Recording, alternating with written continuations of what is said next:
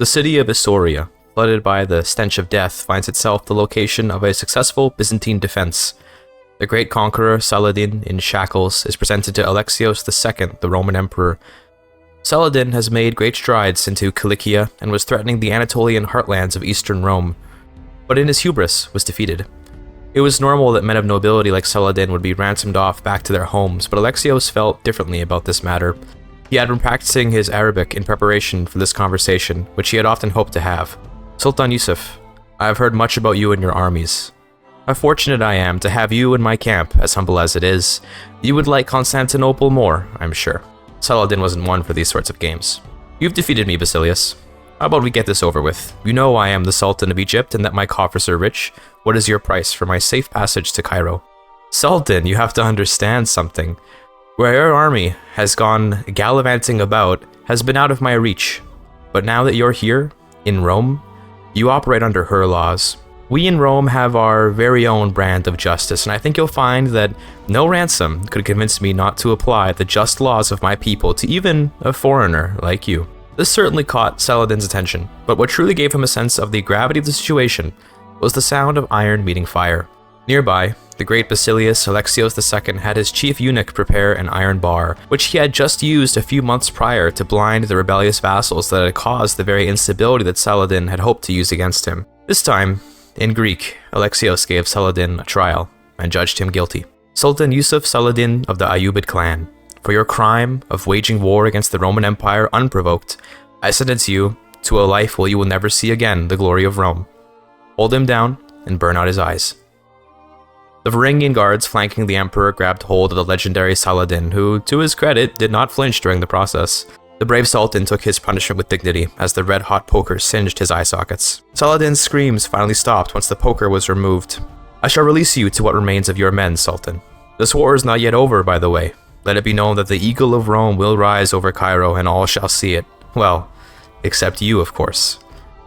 Rather than give him any satisfaction, the Saracen Sultan whispered prayers under his breath and shambled towards where he hoped his men might be. It will take him some time to get used to life without eyes, for sure. This was a recounting of Alexios II Komnenos' first meeting with the legendary Saladin, according to the court chronicler of the Byzantines, after the Saracen army had been defeated in the Taurus Mountains. Alexios' story in history hit a turning point from here, as he went from a relatively unknown figure who had only just even proven his claim to the throne, to the one who stole Saladin's eyes. How he got to this position as a Basilius from the age of 12 is no simple story, and the things he would accomplish later would make the defeat of one sultan look like nothing. This is the story of the Komnenos dynasty and their meteoric rise to the title of Augustus, but it begins like any good story does, with disaster.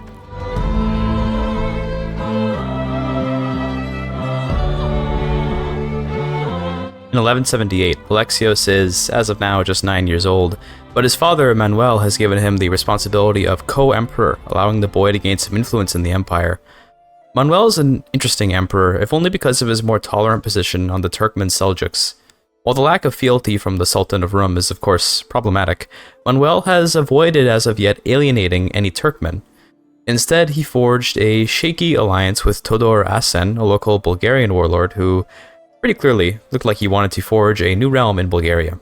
Manuel feigned trust and offered Todor's daughter a marriage to his bastard son Alexios, as opposed to the proper co-emperor Alexios. Bastard or no, a royal child is royal, and Todor accepted. Falling on the alliance, Manuel declared war on the Sultan of Rum to return all of the illegally occupied territory there, and while it was likely that the Roman legions could handle some disorganized steppe hordes in territory they're new to, the Bulgarian support was a way to make the war more popular.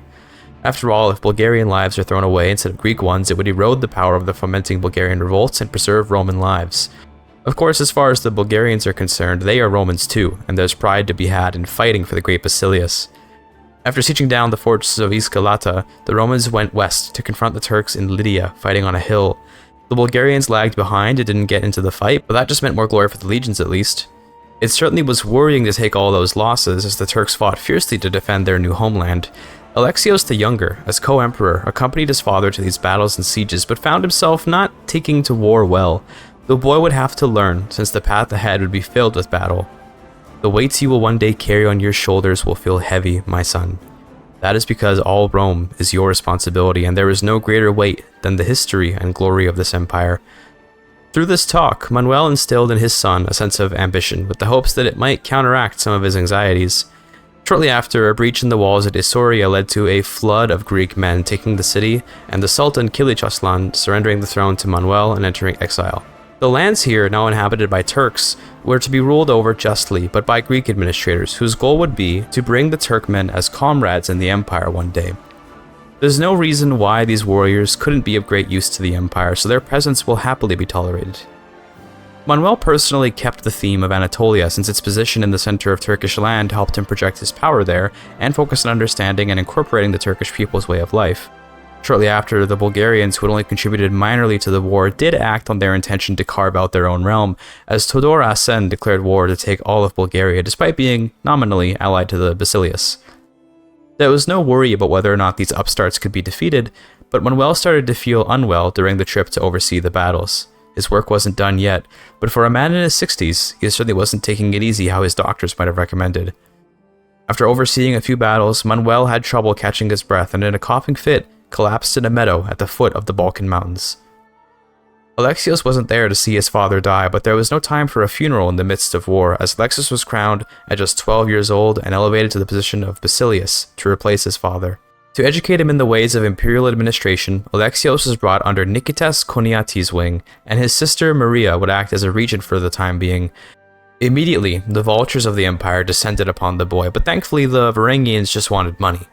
That was something that Alexios, via his inheritance, had plenty of. The elite bodyguards of Greece took their positions with Alexios, just as they had with Manuel. Finally, to support his rule, Alexios' cousin, also named Alexios, became the steward, and from there the war against the Bulgarians continued. The stress of ascending to the throne put poor little Alexios under the weather, so he didn't accompany his armies to Romania as they chased down the retreating Bulgarians. He instead returned to Constantinople to govern from there.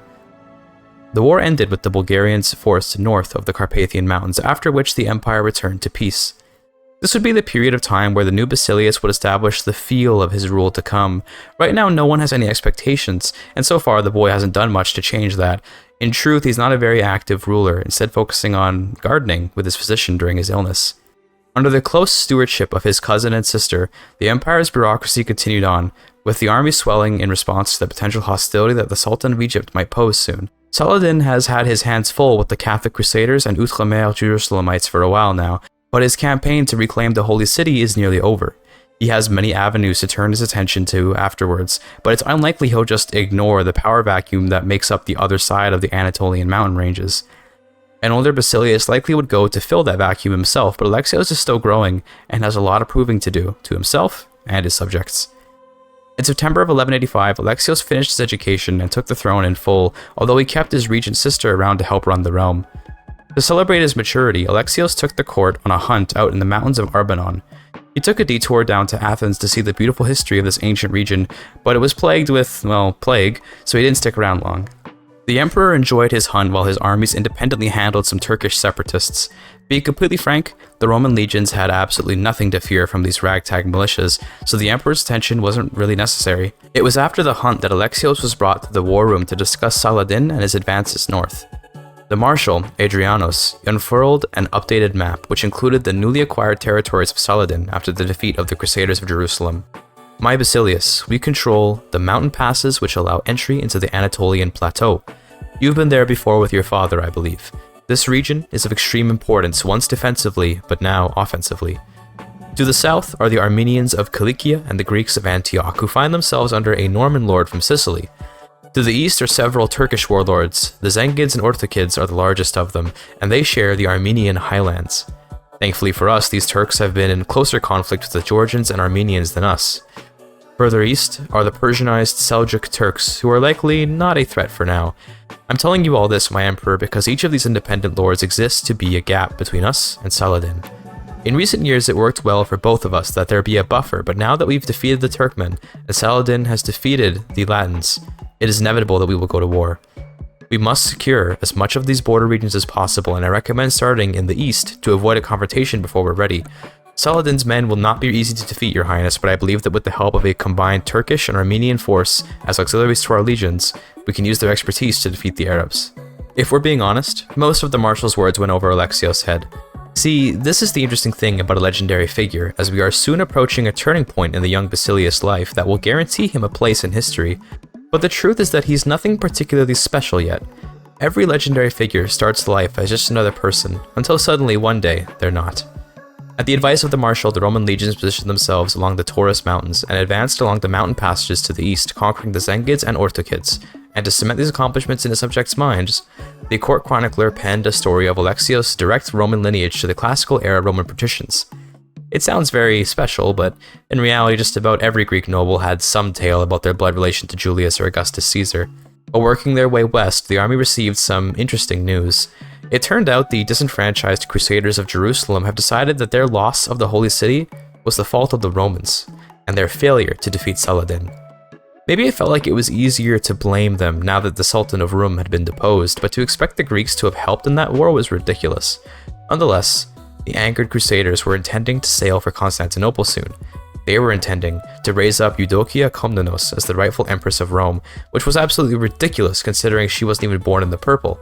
How could her claim hold any legitimacy? No matter her claim's legitimacy, even Alexios knew that the real legitimacy is bought and sold in war. If the Crusaders could defeat him, then yes, Eudokia's claim would be superior de facto. The simplest answer was death, and so it would be organized. Once the Turkmen of Western Armenia were defeated, the army stood down to prepare for the Latins' arrival. It was lucky that so far Saladin had not marched north as was expected by the court. With luck, there won't be a two-front war to fight off the Latins and Arabs at once. Those Crusaders, led by Count Dietpold, began their war in August of 1190. Alexios had a very interesting strategy in mind though to defeat these Crusaders. He was confident that he could eliminate their pretender Eudokia from the equation soon, which would end the war outright, but he also intended to use his new Turkish subjects as elite riders to make for Dietpold's home in Germany. These Crusaders, despite their years-long preparations, are slow, but men of the steppes are fast. The army was gathered in the west of the empire and sent along the Danube and her tributaries to Nuremberg. Before the Latins could even arrive in Thrace, Nuremberg was occupied, and stepping out of the story a little bit, I was hoping this would end the war since I had the only county of the war leader, but this war goal caps war score at 50% from occupations. I'd have to actually win some battles to get a proper surrender. Rather than defeat the Latins beyond the sacking of their leader's home though, Alexios opted for the path of least resistance. Eudokia's assassination was successful, at the cost of Alexios becoming a kinslayer. Sure, she was only some distant cousin, but family is family, and a Komnenos to kill a Komnenos was a sin. The war ended, but in an outrage, the treasonous governors of Greece rose up in rebellion to put up a new emperor, citing the heinous crime of kinslaying as the reason for the deposition. Naturally, Alexios refused, but this war was poorly timed. Saladin had recently conquered Cilicia, and his position gave him access to those all-important mountain passes that lead to the Anatolian plateau. Thankfully, the leader of the rebellion foolishly led his men personally and got captured, forcing the surrender of the entire rebellious force. Rather than punish the governors harshly, they were ransomed off to their families to fund future wars, and of course to fund further amenities in the imperial court. Obviously luxury is nice, but the greater purpose is to flex on the released rebels and make sure they know their money is being put to good use. Continuing the eastern campaign, Alexios was nervous because of Saladin's advancements into Cilicia, but the kingdom of Georgia was vulnerable after putting all their effort into putting down the Turks of Armenia. Queen Tamar of Georgia's kingdom is de jure a Byzantine kingdom, and so it must be returned. The Georgians are certainly battle-hardened, but they abandoned their home territories in the Caucasus to bring the fight to Trebizond, believing their Monaspa to be superior to Greek cataphracts. They were wrong, as Queen Tamar was captured and forced to give up her throne. More Greeks were installed as governors there, mostly at random, and with that conquest the Roman Empire is looking much more intimidating. The legend of Alexios Komnenos as a Roman descendant was complete, and with it came claims to much of the Roman world. Included in those claims was the Kingdom of Sicily, a fiefdom now ruled by the adventurous Normans. All this consolidation is based entirely around facing down Saladin, although it was funny that he hadn't yet invaded. Alexios almost wondered if Saladin was not trying to go into Rome. He'd been studying Arabic to speak with refugees and traders to try and figure out what's going on with the warlord of Egypt. Saladin has kept his plans tightly secret, it seems, as each and every trader that Alexios spoke with had little to say beyond conjecture. Regardless, the realm was focused on the conquest of Sicily, which succeeded in 1197. The restoration of Bari and Syracuse was a huge gain for the Romans, and through these conquests, Alexios is proving it to be an astounding leader just through his own personal ability. Normally, the Byzantines would rely on raising the men-at-arms of their governors to fight on the empire's behalf, but Alexios has so far only been using his own personal armies from his domain. With the conquest of Sicily came stories that expanded on Alexios' Roman heritage legend, as it was said his ferocity on the field was only possible thanks to his upbringing by wolves, a story reminiscent of Romulus himself. Obviously, Alexios was not raised by wolves, but the crazy fantasies of some peasants can sometimes make for better writing than the best-told tales of a noble chronicler. After Sicily was conquered, Alexios considered the insane option of attacking Saladin himself, but his spies reported that Saladin's army was bigger than ever, despite the plague spreading there. It would be foolish to try and attack Saladin in his own territory. Instead, it'll be important to wait for just the right opportunity to put him down. Regardless of the stress of Saladin's shadow, there was much to celebrate in Constantinople. A triumph was held, where Alexios would address the citizens. Countrymen, the phoenix has risen. In the tales of our history as Hellenes, there are many great tragedies and great joys. Today into our books has it been written a new joy. From the Caucasus to the Balkans, we have secured the mountains which previously kept our barbarian foes at bay. We have welcomed new citizens to the empire and even crossed the seas to bring Roman sophistication to the lost souls of Magna Graecia. While our enemies who squat in Cairo make little conquests and shake their fists at us, we are rebuilding the empire that was stolen from us centuries ago. It is to you that I owe this success. Each and every citizen here who pays his taxes, and every mother of every son that has marched in my legions, you are Rome. You are what we fight for. There are more Roman citizens yet to be freed from the yoke of the barbarians, and I assure you, their freedom will come. If the light of Roman civilization shall be blocked from them by the darkness of the barbarians, then we shall bring the torch to them. The crowds of the Hippodrome erupted with praise for Alexios, chanting Aien Aristoion, meaning ever to excel in Homeric Greek. The Eastern Roman Empire had felt like it was in decline for so long since it was first partitioned some 700 years ago, but for the first time, it felt like the empire may be returning to its old grandeur. At least that was how it felt when the crowds of people were cheering it on. It turns out that underneath all this warmongering was a faction of cowards and traitors that wanted to see a more placid emperor come to the throne. While it is in the nature of any Roman to seek dominance over his enemies, it is also in the nature of a Roman to outdo his brothers. Many of these traitors weren't particularly so disapproving of Alexios, but rather, it was almost something of a trial by ordeal to put the emperor through some kind of conflict. If the men are to bear the Roman eagle, they must feel that the one who tamed it and gave it to them is deserving to do so. Alexios needs to prove here that he is the one true Caesar, and so he will.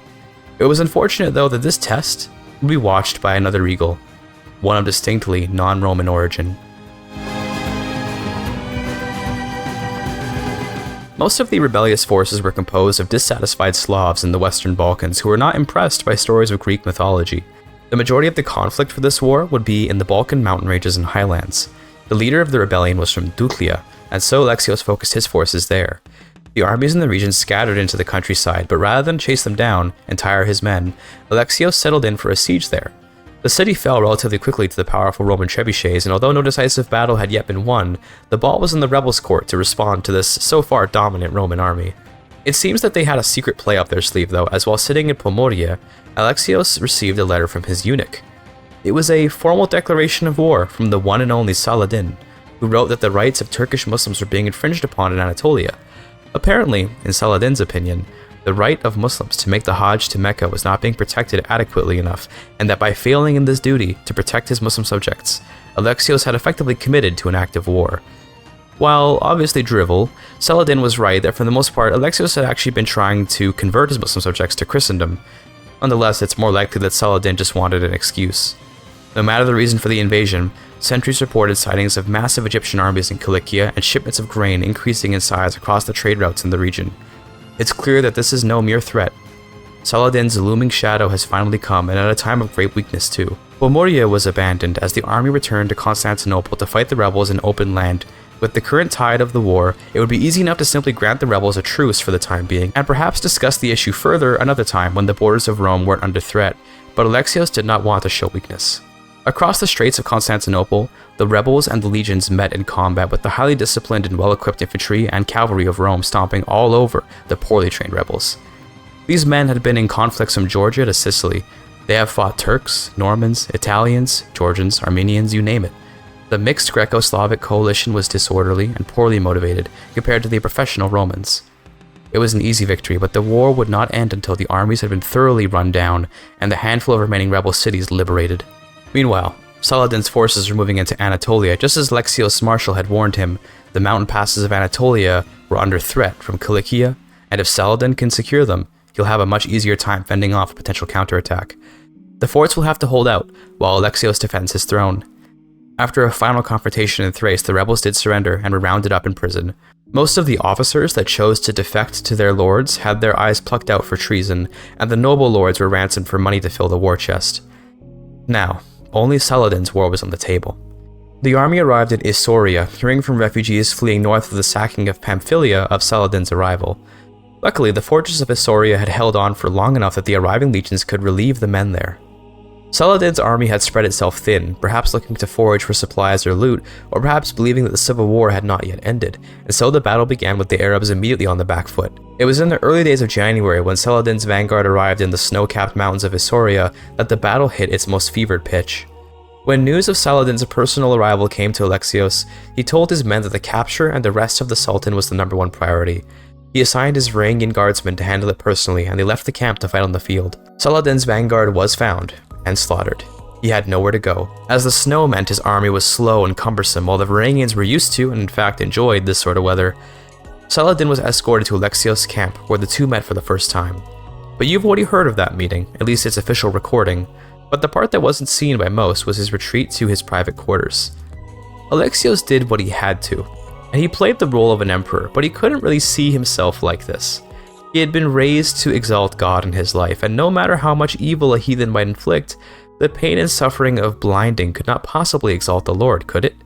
It's not that Alexios wasn't willing to do his duty as the emperor and project confidence and power to his people and enemies. It was just that he'd need a break every once in a while. He'd never seen someone lose their eyes like that before, and it was repulsive. When Saladin was released, the war continued, and yet more vengeful Arab armies tried to defeat the Greeks in Isauria, only to be wiped out. After Pamphylia was reclaimed, the war ended with an immense reparation to be paid. Saladin's sultanate is in ruins, saddled with debt, shame, and a ruler without eyes. Meanwhile, the Turkmen of Rum have been slowly but surely becoming closer and closer to the Greeks thanks to their shared interest in stopping Saladin's advances. Many Turkish warlords grew to respect the story of Alexios and his wars of reconquest, and those two factors led to the mass adoption of Turkish fighting styles among the Roman legions. The campaign against Saladin showed to the Greeks the value of lighter, more mobile cavalry, while the Turks learned from the Greeks the power of a sturdy formation in defensive terrain. The Turk-influenced Greeks would become known as the Turkoi, which were composed of urban Greeks that took an interest in the history of the peoples of the East. Funnily enough, the local Greeks of central Anatolia mostly avoided this connection. They'd still had memories of the Turks ravaging their homes. It was the Western Greeks, so sheltered from the Turkish wars of conquest, that welcomed Turkishness with open arms. A new regiment of professional Turkish horse archers trained alongside the imperial cataphracts, creating an elite team of agile fighters. By right of his Roman heritage, Alexios endeavored to return the entire Levant, Egypt, and Libya to the empire. All of those lands are in the hands of Saladin. This war will be the end of Saladin's reign. The war started with a Greek advancement to Cilicia, but Saladin's men went through Pamphylia to reach the Anatolian highlands, hoping it would be better defensive territory. Unfortunately, the Arab armies hadn't accounted for the profound speed of the new Turkish regiments, and were caught out near the city of Isauria again. Unfortunately, back home in Constantinople, the measles had been spreading throughout the region, and although Alexios' wife survived, his daughter did not. It's certainly sad, but the primary concern of those around him was more that the measles could be deadly for even an emperor, and the realm was quite hopeful that this Saladin campaign would go well. A little bit later, Alexios did catch the measles, but it didn't seem too serious. More painful than anything else. Measles can have long-term effects on those who survive it, so Alexios' doctors kept an eye on him, risking their own infection to ensure that no complications would bring their emperor to his knees. Meanwhile, reports of the war front in Cilicia returned with only great positivity. Alexios, through the ever-evolving shape of the scars on his face, could barely smile, but provided the customary Roman thumbs up to show his approval. It was unfortunate, though, that as those scars continued to form, it started getting quite heavy on his face. The doctors at first presumed this wouldn't be a big deal, but eventually, a rash spread from Alexios' cheeks, up to his eyelids, and eventually, into his eyes. Nothing could be done, as the rash claimed his eyes. Alexios woke from a fever dream, demanding that the windows be opened, for he couldn't see a thing, but the windows were open, and the candles lit. His eyes no longer worked. Life is cruel like that sometimes. There's no way of knowing whether this measles outbreak was on account of God's wrath for Alexios' cruelty to Saladin, but no matter why this happened, it has, and therefore, Alexios had to get used to it. The War of the Blind Emperors was on, as Saladin and Alexios, from the comfort of Cairo and Constantinople respectively, received word of their army's movements and responded to each other. Alexios wasn't as militarily minded as Saladin, but he had advisors he trusted, and with his blindness came more dependence on the people around him. It was lucky though that Alexios had come to be a very popular Basilius, and the nobles have his back. They have much to gain from the acquisition of Saladin's kingdom, and they're happy to swear fealty to a man that could push back the Turks and the Arabs. After the occupation of Cilicia and a few more skirmishes, Alexios' army occupied Antioch, an important city for both sides of the war, and with its occupation came the end of the war. Saladin surrendered the kingdom over to the man that took everything from him. That isn't to say Saladin isn't still around. He still rules the holy cities and Yemen, but the heartlands of the Ayyubid Sultan are back under Roman administration. Saladin, however, was disheartened, and some say he entered a deep depression which would ultimately claim his life. The news of Saladin's death reached Constantinople soon after the war's end, which, by inheritance, brought parts of Syria back under the Arabian Empire. Without Saladin, though, the unity of Arabs was sure to fall apart, and before hosting a proper triumph, Alexios would complete the conquest of the Levant. There was a certain connection Alexios felt with Saladin, though. He was a great man, even if he lost the war. There was respect there which could not be ignored, and out of respect for his fallen brother in blindness, Alexios chose Ghazi the Honest of Cairo to rule over Egypt in his father's stead. Saladin had many sons and many friends. It would be wiser to show this humility now, and allow Saladin's legacy to live on, even if he himself could not. What made Alexios so interested in Saladin was the difference between them, though. Saladin was the man that earned his way to everything and had a reputation for it. Alexios had been handed everything, and yet he also has a fierce reputation. He may have won, but did he deserve to hold a place next to a true legend? Although some of the warhawks of Byzantium felt that more of a Vae Victis approach was appropriate, they were quickly silenced by the influence of the Turkified Greeks that felt a respect for people even of different cultures. Ghazi was made the Sultan of Egypt and then asked to convert to Christianity. The story of the conquest of Jerusalem led to a new legend of the righteous reclamation of the holiest city in Christendom, and the story of Alexios' piety would mostly overshadow those of Saladin's, despite Alexios' respect for his opponent.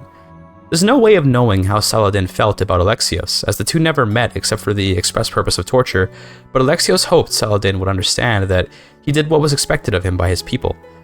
When everything was said and done in the Saladin saga, Alexios became known among Greeks as the Dragonslayer.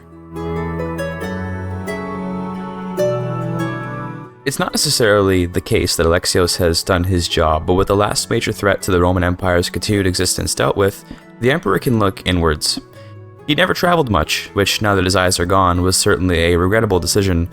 Alexios would bring with him many talented storytellers and people of different walks of life from his court to accompany him on a trip to see the Mediterranean. He would pass by Jerusalem, Alexandria, Cairo, Napoli, and Rome. He even hired a Turkish pagan mercenary to accompany him for protection and for the perspective of someone a little less learned. When every statement is steeped in Christian lore, it can sometimes be refreshing to hear the perspective of a person without any pretense. While he was off traveling, the local Muslim populations of his new conquests would rise up, and Alexios simply told his marshal to handle it. He has the power of the Roman Empire at the ready. He does not need the guidance of a Basilius, especially not a blind one. Before setting out, Alexios ordered his entourage to dress themselves humbly and show no weapons clearly. It was important that this pilgrimage not be some kind of imperial visit, but rather a personal journey for the emperor. Although some of the more blue-blooded members of the group were afraid to mingle amongst the peasants, they went anyway, for respect of their emperor. The trip was refreshing. The salty air of the Mediterranean needed no description, but the Varangian guards certainly loved boasting of stories about their naval adventures. Most of them sailed all the way to Constantinople from their frigid wastes, a place that Alexios had no desire to see. The Varangians spoke of the salty seas like children describing their favorite trees, while the most land-born among the party felt uneasy at sea. In the great city of Jerusalem, the obvious differences between the more scholarly and more bellicose peoples come through, with some commenting on the complex defensive towers and others on the long-standing architecture of the land. But what only Alexios noticed was how light-hearted most of the people here were. Sure, there were differences among them, and their respective faiths have, at times, been at each other's throats. They nonetheless all understood the struggle of war. It's hard to be hawkish at home when war is all around you. Indeed, the rebelling peasants of the region were, according to locals, mostly from other lands and were troublesome. Most people came to Jerusalem looking to get involved in the struggle, not realizing that the only real issue of this region is finding peace. The next stop was Cairo, a place of great learning under Saladin's guidance, and a place which remained so after the Roman conquest, due in part to the conflict of the war taking place mostly in Syria. While the loss of Saladin was mourned, the placement of Ghazi the Honest in his place has kept most of the locals happy to pursue their own business. The beautifully constructed Al-Azhar University was described by everyone as something, but it was at their expressions that this something carried more meaning. Where the clergymen saw it as an idol to a false god, and the Varangians saw it as a waste of good materials, it was the pagan mercenary Pecheneг that pointed out how places like this exist so that people can feel like war and cruelty were worth it. He expanded on the point to say that when he and his brothers put people to the sword, they can go home knowing it was in service to their own prosperity. For them, that is food. But for the man who is fed, that is, well, this, and he pointed at the university. If your people had no great works to point to, how would you be able to justify the cruelties it enacted to survive? For a random mercenary Turk, he was quite thoughtful. Further beyond the seas was the final destination of this trip, Rome. The Roman Emperor making an appearance at his very empire's namesake was certainly something, or at least it would have been had the party not dressed as humble pilgrims for the trip. There was a division in Rome between those who were anointed and those who were not. Rome itself was described as a maze to Alexios, but not just in space. It was a maze in time. Around each corner, a new ancient artifact, plundered for its marble to be reused in another building just a short distance away. History here was a jigsaw puzzle which could never be solved. The group visited the Vatican, despite none of them being of the Catholic faith. It was gated off for now, but every once in a while visitors were allowed in. For fear of being recognized by some of the priests here, Alexios made his prayers in the holy city and set off for home. The trip was enlightening in many ways, although its physical beauty escaped the blind emperor. He returned to Constantinople to hear good news of the defeat of the various rebels around the empire. There would be more wars to reclaim the old Theodosian borders soon, but before then, Alexios attended the university in Constantinople to learn more about theology. He had been made curious by his travels, and he had yet to find answers to his personal struggles with his actions towards Saladin. He continued his studies even after classes were over, and he had gained a reputation among his people as a great scion of the faith for his trips around the empire. Although he had intended to go anonymously, it seems at least one person in the entourage couldn't help but start a rumor, and within a few months, that rumor spread into a legend. Alexios, the protector of the holy sites, Dragonslayer, and heir to Rome, saw mass conversions across the empire thanks to his humility and strength of character. The love for the emperor was only shaken when a great plague broke out in Thrace and Nicaea, but the people remained resolute in their love of Alexios. He had given them everything, but he had even more to give. In 1213, the successor Ayyubid state in Arabia collapsed to Bedouin infighting, as the Ayyubid family was, by ethnicity, of Kurdish origin and culturally more aligned with the distant Levantine Arabic cultures. Bedouins, Arabs they may be, did not take kindly to outsiders and chose to dissolve the United Arab Kingdom for good. This was just the opportunity Alexios needed to complete the securing of the Theodosian borders. As a small note, by the way, Sultan Ghazi the Honest was overthrown by his brother, Ali, who held a grudge against the blinding of Saladin, and although Alexios had genuinely intended to allow the descendants of Saladin to rule Egypt, he couldn't let a man who hated him rule his own realm's breadbasket. So he blackmailed the Sultan with information he obtained from his eunuch to force the Sultan to relinquish the title willingly, framing it as a willing handoff of the throne to Alexios for his respect of Saladin's legacy. Although it's funny in-game that he'd have accepted giving up the title even without a hook because he's craven, but trust me, the roleplay works better this way. In the Sultan's place, Alexios put his own son, Dorotheos, in charge of all of Egypt. He's young, but it'll be a great opportunity to prove himself and gain valuable experience. From here, the uneventful conquests of the remaining borderlands that divided the civilization of Rome and the barbarism of the East took place, with Alexios mostly using his free time to come to peace with himself. At the end of the day, why should he feel so stressed about doing that which is the duty of any king, let alone an emperor? In October of 1217, the final conquest was complete. Alexios stood in the Hippodrome's center. He needed no eyes to know the immense size of the crowd that had gathered. People of Rome, I have, with many thanks to the Almighty, found success in the reforging of our beautiful empire. Not in many centuries has any one man held power over the entire Mediterranean Sea, but today I can claim to have controlled half of it. I have found great glory, but my heart would remain empty if not for the love of God who fills me with joy every day. This joy, which for many of my ilk is impossible to secure, I have learned can come only from God. Every suffering and every pain and every tragedy come from the will of God to inflict upon us the feelings that make every pleasure and every relief and every triumph worthwhile. I am not the first man to say anything like this. However, if it is your first time hearing the wisdom of God, then know that no time is too late. I have lost my eyes, but in recent years, I've never felt that my sight has been clearer, thanks to our Lord above. Go with God, my people, and trust in me that the successes of my reign will continue on through my heirs and their heirs for centuries to come. The crowd cheered, of course, and so further conquests into Tunis and Italy went on. It was time to restore Rome proper. After conquering up to Venice, Genoa, Croatia, and Romagna, only Rome itself remained, ruled by the Pope, but surrounded on all sides by the Eastern Roman Empire. The city of Rome fell in March of 1226, and the city was not sacked, but occupied. The professional Roman armies would not dare harm their beautiful city. The Pope protested it, but Alexios made it clear that the Eternal City was no longer the domain of the West, at least not independently. The Pope accepted that he would have to either lose Rome or swear fealty, so a deal was struck. Before formally restoring the Roman Empire, Alexios formally reintegrated Africa into the Byzantine Empire, and then announced the formation of the proper Roman Empire. While many in history have claimed to be the emperors of Rome, none have ever held such a true claim as Alexios has now, and thanks to his great conquests, the world had no choice but to recognize the realization of Justinian's dream. Although the opportunity to revive the ancient faith of the Romans presented itself, Alexios chose to not let his faith in God waver. By the way, if you're watching this and don't know what happens if you choose the Hellenic option, it's not very fun.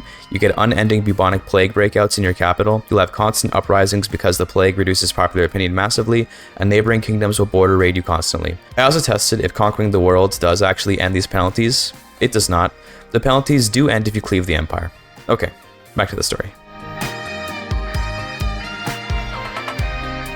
The re-establishment of the Roman Empire is no simple matter, but with it came an end to the Catholic Church's influence in Europe.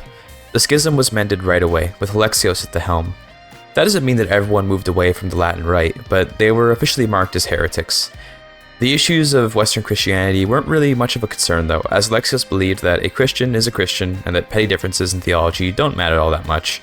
They will eventually embrace the new ways, but they will do it willingly. Instead, Alexios went to push his longtime wife's claim to the throne of France. In truth, I thought about incorporating Alexios' soulmate wife into the story, but I just couldn't really find a good spot for it, so this restoration to France was kind of a dead narrative end. This story will pivot instead towards the moment that Alexios met an interesting poet from the East. This is Jalaluddin Rumi. He's a Muslim from Konya of Iranian origin, but living among the Turkmen of the region. Stories of the Eastern world were certainly entertaining to anyone, but for Alexios they were tantalizing. Rumi's desire to compile his stories were funded by Alexios' coffers, and a few years later, Rumi presented a compilation of all his best stories in poetry. Much of his works were centered on Persia, India, and the Middle East in general, which were places that Alexios had little experience with. According to Rumi's stories, there was enlightenment in the East, and there was something worth doing. Alexios was, in all honesty, a bit bored. He had lived a long, prosperous life of success and fame, which by this point he was ready to relinquish to fulfill his dreams of a life where he truly understood the nature of God's will. See, he had learned to move on from and accept the consequences of his actions with Saladin, but he'd never truly let go of the uncertainty he faced. Was it true that for his blinding of Saladin, he himself had been blinded? Questions like that are tough to get help with, since as a Roman emperor, weakness is anathema to greatness. Instead, he could perhaps go east to a land with a new perspective and find what he needed. He declared an adventure to India, nominally in the search for new silk trade routes, but the plan was to accompany his army to the land of the Tamils and return when he was ready. Initially, Alexios forces land in Tamilakam without much resistance, almost as if there was no army to defend these people. They occupied much of the southern coast of India, at which point the Tamilian armies arrived, ready to defend their homes. It turns out these fierce folk are no pushovers. They brought to the Roman legions a rout which they hadn't seen in many decades by this point. The armies regrouped in Madurai, but tasted defeat yet again, being forced into the jungles where many lost their lives to animals and disease. The reason this war was going so poorly was that the Tamilians had themselves a genius commander by the name of Grandmaster Kalakampa. He operated some kind of holy order of Hindus that trained all their lives in preparation for exactly this scenario. Word of the Roman emperor's rebirth had indeed spread across the known world, and these Indians did believe that the Romans would come, although them choosing to cross the Indian Ocean to make it happen was certainly unexpected, which explains the late response. Attempts at assassination failed, as Kalakampa evaded death at every moment, but he eventually did pass away on his own from injuries he incurred on the battlefield. Without their great commander, the tides of war shifted as Rome came out on top in battle against the Tamilian king in Madurai. Shortly after, the Mongols, who had been ravaging Central Asia, declared their intention to invade Rome, and in truth this would have mattered if Alexios hadn't planned to stay in India. He had a plan to help stop the Mongols. In February of 1231, when the Indians were ready to surrender, Alexios confusingly cleaved the empire in two, arguing that the Diocletian reforms were wise and would keep the Mongols at bay by giving them two targets to fight. It didn't make a whole lot of sense, but no one would question a man like Alexios by this point. Right after that declaration, Alexios Komnenos of Rome abandoned his home and stayed in Madurai. He was ready to leave behind all the responsibility of Rome and live his own life. In his place, the Pope, Martinus, rose to power, as he was the closest to Rome. This was certainly a blow to the Orthodox Church, as the Roman Emperor was now not just a Catholic, but in fact the head of all Catholicism, and a German at that. Now, to be very clear here, many of Alexios' subjects felt immensely betrayed for this move on his part, but he was simply too far away to hear any of it. The upset of the realm was simply beyond his thoughts anymore. He was free to do as he liked here in Tamaulipas, and he got to immediately speaking with the locals, learning their language and customs so he could understand better the nature of God. Unfortunately for him though, these locals were heathenist pagans. Where someone like Saladin had the good sense to believe in just one god, Alexios found himself learning of a new god from every individual he spoke to in India. This was getting him nowhere and was immensely frustrating. Alexios knew that the people here wouldn't exactly be Christian, but they're absolutely mad. Regardless of this poor outcome, it was possible that among these people there could be at least one wise man, so instead of returning home to Rome, Alexios doubled down and established new administrations in the area. He found the locals to be hostile and unhelpful, which made sense considering he had just invaded their homes.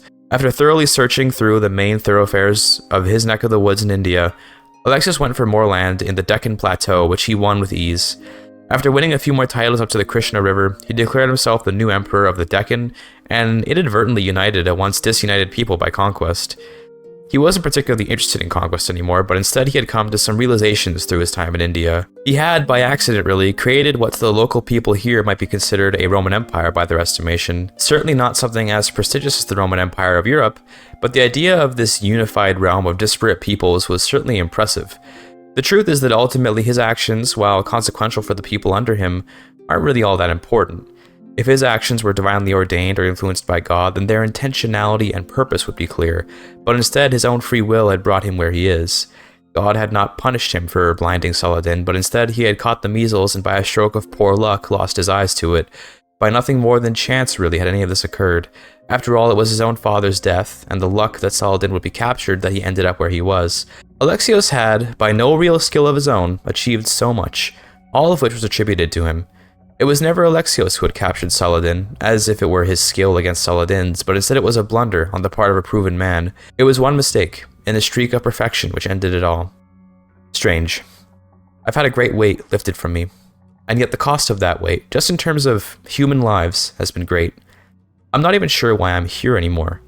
I am, or rather was, the Emperor of Rome, and I gained that position through nothing but the circumstances of my existence. Those same circumstances are why I lost my vision, and I suppose the same reason why Saladin lost his. It turns out that God's will really is something beyond understanding, given the more or less purely circumstantial nature of just about everything going on in Alexios' life.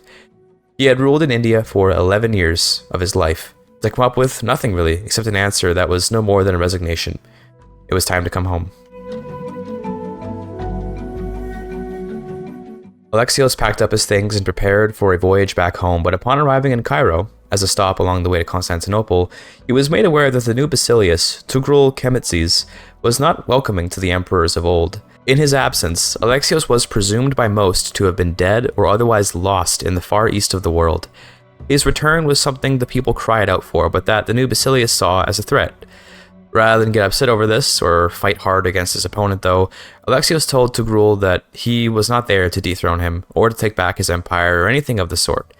He's here to retire, and he wants to do so in a place familiar to him. Alexios promised Tugrul that if he would let him govern central Anatolia, especially the region of Isauria, he'd let him do whatever. Alexios is happy to be a proficient governor of Rum, and to serve the empire in a sort of retirement. To some governors, it's a full-time job to run one theme, but for Alexios it would be a break from the massive stress of life as the Roman emperor to run just a tiny little land like Rum. Seeing no real choice in the face of the genuinely immense armies that Alexios could in theory raise, and not wishing to be remembered as the one that killed Alexios the Dragonslayer, Tugrul granted the request, and so Alexios sat in a mayoral office in Isauria, remembering how different it smelled when he was there last. Although he couldn't see it, the city had flourished in peace, and if he had the eyes to know it, he'd have likely loved the beauty of Isauria these many decades later. It's a beautiful city when there's no death in it. Through his immense influence, Alexios worked to get his son a position as the emperor, if only because he felt he owed it to the boy, who had been ruling Egypt in preparation for the illustrious position of Roman emperor for decades. Dorotheos deserved a chance, and had even earned himself quite the reputation in the empire for his harsh but effective rulership of the Nile floodplains. Togrul and his son after him eventually were deposed by the far more popular Dorotheos, who, with the support of his father, took the throne, but did not ask his father to come out of retirement for support. Alexios was quite happy to run his pet project in Rome while enjoying the peace he had found. There was true pride in raising a son that could take on his own life without any support. Dorotheos had children of his own, and his own life experiences. Sometimes, Alexios wondered who the Saladin of Dorotheos' life was, or if he even really had one, but he never asked about it.